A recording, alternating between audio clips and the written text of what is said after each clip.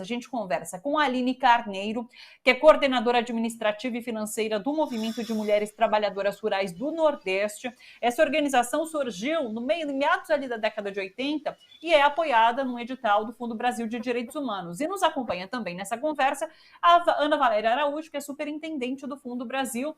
Ana, Aline, um prazer recebê-las aqui no nosso programa. Já vou começar conversando, passando uma primeira pergunta para a Aline, que é a seguinte, que eu peço para que você explique, Aline, sobre esse feminismo rural. Né? Quais as particularidades do feminismo rural, os principais obstáculos? Comenta para a gente. Uma boa tarde.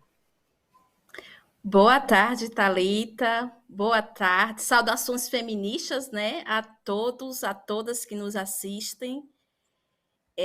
Então, falar um pouquinho da construção, né? A gente disse que o feminismo rural é um conceito que vem sendo construído, né? De duas companheiras trabalhadoras rurais do MMTR Nordeste, né? Ao tentarem definir o que é esse feminismo rural. Então, eu trago a fala da companheira Raimunda do Maranhão, que ela disse que é uma nova forma de ser mulher no campo. E também da companheira Lucivane, que é uma trabalhadora rural lá do Ceará. Ela diz que é feminismo rural porque tem mulheres rural. Então, o feminismo rural, ele, como eu disse, é um conceito em construção, não tem uma definição fechada, pronta. Quer dizer, não é uma receita de bolo, né?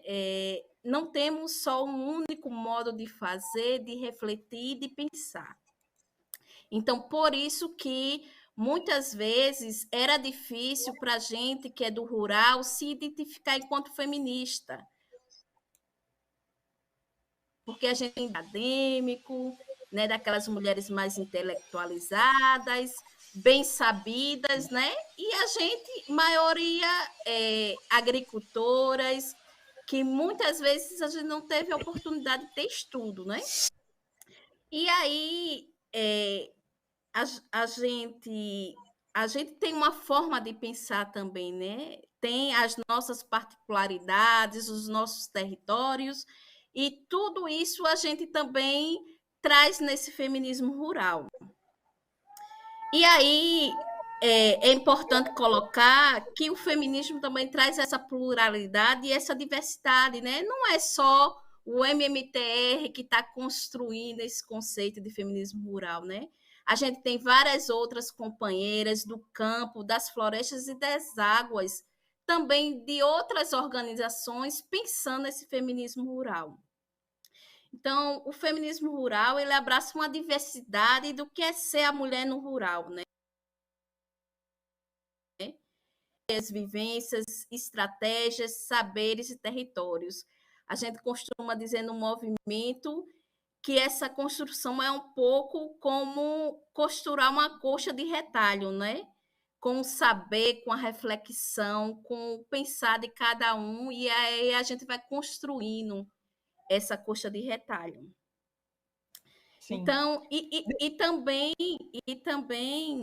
Thalita e Ana, essa ideia, nessa certeza que a gente tem, que não existe uma categoria única de mulher, né?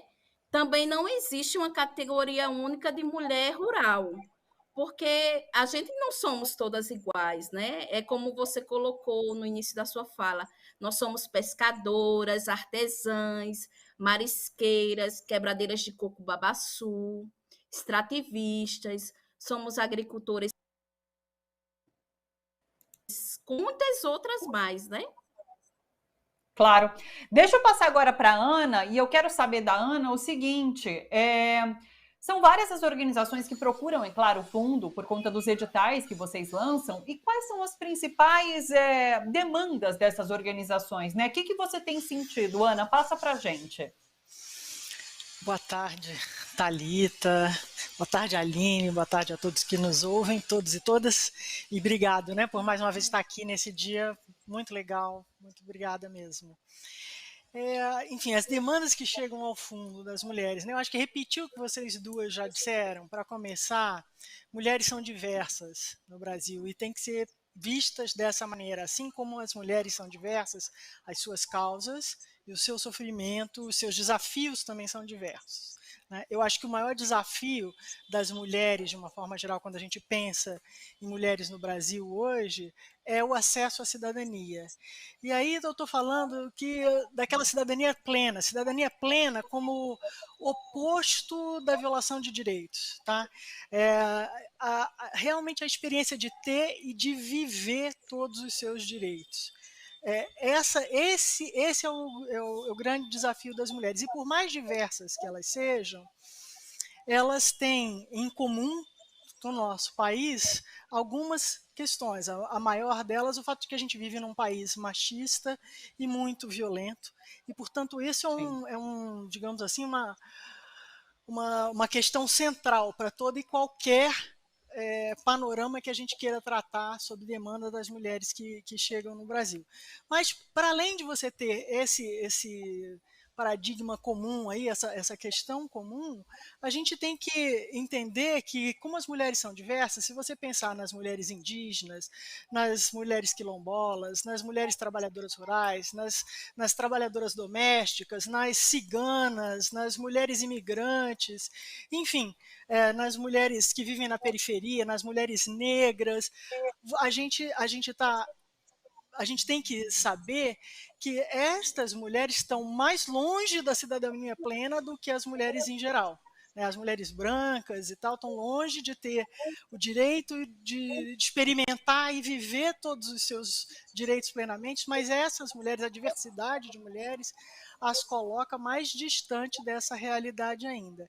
E o que chega para o Fundo Brasil de Direitos Humanos, as demandas que chegam para o Fundo Brasil de Direitos Humanos são muito diversas, justamente por isso, porque a gente recebe demandas de todos esses grupos diferenciados de mulheres. Então, chegam para nós demandas de mulheres indígenas que estão à frente, que além de lutarem pelos seus direitos enquanto mulheres dentro, né, da sua comunidade, seu povo, elas estão à frente da luta pelos territórios indígenas, né, pelo direito à diferença. As mulheres quilombolas estão, além de lutarem pelo direito de ser mulher e contra a opressão machista, elas estão à frente das lutas dos quilombolas por identidade, por território. Você tem as mulheres trabalhadoras domésticas que estão à frente também das lutas contra a precarização do trabalho de uma forma geral. Você tem as trabalhadoras rurais que, como a Aline trouxe aí para a gente um exemplo, né, de como as trabalhadoras rurais estão à frente de lutas no campo pela terra, pelo direito ao recurso natural, enfim, pelo direito à sustentabilidade nos seus territórios, além de toda a problemática das mulheres. A gente tem demandas chegando, por exemplo, de mães e de mulheres, de vítimas de violência contra o jovem negro na periferia, e que são lutas que são encabeçadas pelas mulheres. A gente tem demandas de mulheres tão diversas quanto diversas são as lutas das mulheres no Brasil. Aline, em relação à pandemia, eu queria saber assim, como a pandemia afetou essas mulheres trabalhadoras.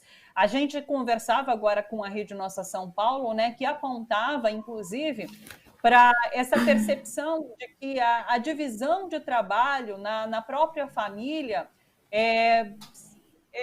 há uma percepção de que aumentou, né, as demandas para a mulher, né? Tem tudo isso, assim, o peso para a mulher parece que ficou maior durante a pandemia. Qual é a realidade das mulheres diante desse cenário, diante desse governo que a gente tem também? Esses últimos anos foram intensificados, a luta se intensificou por conta do que a gente está vivendo, né? Eu queria que você comentasse um pouquinho esse contexto. Então, Thalita, Ana, foi isso mesmo, né? As mulheres são as primeiras impactadas, né? Quando se tem uma crise política, sanitária, alimentar, econômica. E a questão da pandemia, né, pegou todas nós de surpresa. Se a gente já tinha um isolamento dessas mulheres rurais, né, no campo, esse isolamento aumentou ainda mais na pandemia. E aí, junto a esse isolamento, né, uma renda menor, uma sobrecarga maior de trabalho, que já foi colocado aqui, né? Trabalho de cuidados e trabalhos domésticos, né? Também houve um aumento das despesas, porque as crianças que se alimentavam na escola passaram a fazer as 3 refeições ao dia. Esse aumento de despesas. E aí, na pandemia, o MMTR Nordeste, junto com a CONAC e a Intervozes, realizou uma pesquisa, né, sobre o acesso à internet durante esses tempos de pandemia, como é que foi para essas mulheres atender essa demanda, né, a demanda escolar das crianças. A gente realizou essa pesquisa em 33 comunidades, né, rurais e quilombolas do Nordeste brasileiro. E aí a gente teve alguns resultados bastante preocupantes, né, que também colocam aí a desigualdade reflete muito na questão do acesso também à internet, né? 70% informou que tinha uma renda menor do que um salário mínimo. E a gente sabe que no rural, mensalmente, a nossa renda não chega nem sequer a um salário mínimo. E aí a gente vai priorizar a primeira ação. No caso das famílias do semiárido, a gente vai alimentar a compra de água, né, quando a escassez de chuva se prolonga. E aí a sobra é utilizada para produzir novamente e muito pouco, e o que sobra não dá para as famílias, por exemplo, manter uma internet e também comprar bens, né? Como no caso de celular, computador. A gente teve relatos de várias companheiras militantes do próprio movimento que deixaram de participar de atividades online porque tiveram que disponibilizar os aparelhos para os filhos poderem estudar, porque na casa só tinha um aparelho, né, de celular. Então, esses dados mostram a desigualdade ainda em relação ao acesso na zona rural, né? E as mulheres sofreram muito que compartilhar a internet e tiveram que buscar alternativas para poder sanar essas problemáticas. Sim.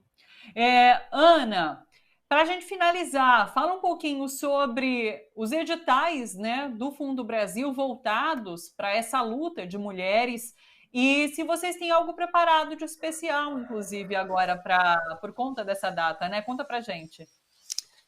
Então, Thalita, eu acho que eu só queria ressaltar uma coisa, complementando aí o que a Aline falou sobre, né, a realidade no campo e a realidade dos conflitos no campo e da violência no campo. O Fundo Brasil, desde a sua criação há 15 anos atrás, ele tem, né, como seu foco central o combate à violência e um olhar específico para a violência no campo. A gente tem dados muito recentes, tem um relatório, né, da Comissão Pastoral da Terra, que é de 2021, que fala de uma série de dados absurdos sobre a violência no campo, colocando aí a problemática da violência específica contra as mulheres, ameaças de morte, homicídios, estupros, enfim, além de agressões, lesão corporal, humilhação, existem dados que são assim aterrorizantes sobre a violência da mulher no campo. Então, o Fundo Brasil ele tem trabalhado por intermédio de seus editais para apoiar organizações que estão à frente desta questão, buscando melhorar ou garantir, fortalecer, né, as mulheres no campo que estão na luta pelos seus direitos. O movimento das mulheres trabalhadoras rurais do Nordeste, que a Aline representa aqui, é um dos nossos parceiros no edital do ano passado, né, e vem aí fazendo um trabalho muito interessante através de um projeto aí de apoiar grupos, coletivos de base que lutam assim diariamente por pelos direitos das mulheres lá, e absolutamente importante a gente buscar olhar organizações como essas e ver a diferença que eles estão fazendo. O Fundo Brasil agora, eu falei, nós estamos com 15 anos de operação, a gente tem uma série de editais hoje em curso que beneficiam mulheres e mulheres rurais, mulheres indígenas, mulheres quilombolas, mulheres trabalhadoras rurais, mulheres que estão na luta contra a violência no campo, e especificamente agora, nesse 8 de março, no dia de hoje e ao longo do mês de março, a gente está lançando uma campanha que chama Você Precisa Saber, Direito das Mulheres. E essa campanha ela tem justamente o objetivo de trazer para a população brasileira dados, informações sobre essas lutas, sobre conflitos, sobre a violência, sobre as lutas, os desafios, mas também as vitórias, os acúmulos, o que tem sido possível ser feito por intermédio dessas organizações de mulheres. Então, nós vamos estar apresentando isso para fazer essa comunicação chegar à população. E nós temos aí, essa campanha, ela vai acontecer no mês de março todo, ali nos próximos meses, na verdade, começando especificamente em março, a gente tem uma parceria, em especial em São Paulo, com alguns restaurantes, que são restaurantes que têm mulheres à frente, que toparam se juntar no esforço do Fundo Brasil de Direitos Humanos, mulheres que ficam indignadas com o fato, né, da gente ainda viver Brasil afora a situação de desigualdade que a mulher tem. Então nós estamos tendo esse grande reforço aí dessas mulheres para cooperarem, e é uma campanha de conscientização, mas de também engajamento da sociedade brasileira na luta das mulheres. Então que venham para o Fundo Brasil, que conheçam as organizações que a gente apoia e que apoiem essas organizações através dessas nossas campanhas, né? A gente vai estar fazendo isso tudo no nosso site, nas nossas redes sociais, convidando, de fato, a população brasileira a entender mais sobre os direitos das mulheres, a diversidade de mulheres que nós temos, a diferença que as mulheres fazem, a diferença que as mulheres fizeram no Covid. Vocês falaram no Covid aí, à frente da pandemia, as mulheres fizeram de tudo, né? Elas foram fundamentais para que a gente chegasse onde a gente está chegando hoje, numa situação um pouco melhor ainda, longe de boa, mas um pouco melhor, graças a essas mulheres que botaram as suas demandas lá no finalzinho da fila, entendeu? E fizeram das demandas e das lutas de todos os demais as suas lutas, que é o que elas fazem o tempo inteiro. Essa nossa campanha aí visa mostrar para a sociedade brasileira isso, né, e convidar vocês a se juntarem ao fundo no apoio a organizações como a organização que a Aline representa aqui. Aline, Ana, que prazer recebê-las, e num dia como hoje, falas importantíssimas que vocês fazem aqui para a gente e que provocam, é claro, essa reflexão tão necessária para que a gente possa mudar a nossa sociedade, enfim, tão desigual. Muito obrigada, viu? Aline, um beijo para você, Ana, beijo, obrigada pelas participações, uma boa tarde para vocês. Tchau, tchau. Obrigado, Thalita. Obrigada, Beijo, cheiro.